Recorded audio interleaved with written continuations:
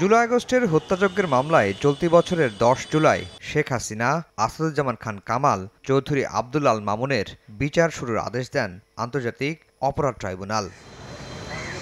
৩ August শুরু হয় সাক্ষ্য গ্রহণ। ১৫ কার্যদিবসে এখন পর্যন্ত ৪৬ জনের সাক্ষ্য গ্রহণ শেষ হয়েছে। মঙ্গলবার এই মামলায় সাক্ষ্য দেন রাষ্ট্রপক্ষের তারকা সাক্ষী আমার দেশ পত্রিকার সম্পাদক মাহমুদুর রহমান। সাক্ষ্যে ২০০৮ সালের নির্বাচন, পিলখানা হত্যাযজ্ঞ, শাপলা চত্বরে গণহত্যা, ৭১-এর যুদ্ধাপরাধীদের বিচারের নামে প্রহসন, বিতর্কিত ৩ নির্বাচন, জুলাই আগস্টের গণহত্যা সহ নানা প্রেক্ষাপট তুলে ধরেন। আমরা যেন আবার ন্যায় বিচারের নামে ফাঁসি চাই স্লোগান শুরু না করি।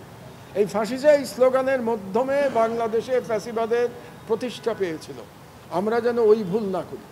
আমরা যেন সকলে বলি যে আমরা ন্যায় বিচার চাই। রোজকার সাধারণ খাবার এখন হবে অসাধারণ। প্রাণ স্বাদের মশলা, স্বাদ বাড়ায়, ঘ্রাণ ছড়ায়। জবানবন্দিতে মাহমুদুর রহমান বলেন, শেখ হাসিনা ফ্যাসিবাদী হয়ে ওঠার নেপথ্যে বড় ভূমিকা রাখে ভারত।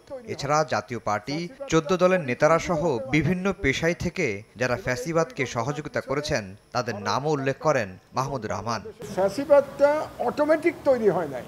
ফ্যাসিবাদটা পরিকল্পিতভাবে বাংলাদেশে তৈরি করা হয়েছিল এবং এই পরিকল্পনার পিছনে ভারত সরকার এবং বাংলাদেশের তৎকালীন সেনাপ্রধানের সরাসরি যোগাযোগ ছিল।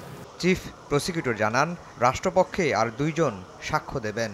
এরপর শুরু হবে শেখ হাসিনার বিচারের শেষ ধাপ। আমরা আশা করছি আর ২-১ জন সাক্ষ্য প্রদান করার মাধ্যমে এই মামলার সাক্ষ্য গ্রহণ সমাপ্ত হবে এবং সাক্ষ্য গ্রহণ সমাপ্ত হলে বিচারের যে নিয়মতান্ত্রিক যে প্রক্রিয়া আছে সেই প্রক্রিয়ায় বিচারটি সমাপ্তির দিকে ধাবিত হবে। এদিন আশুলিয়ায় ৬ লাশ পোড়ানো এবং একজনকে হত্যার ঘটনায় প্রথম দিনের সাক্ষ্য গ্রহণ হয় ট্রাইব্যুনাল ২-এ।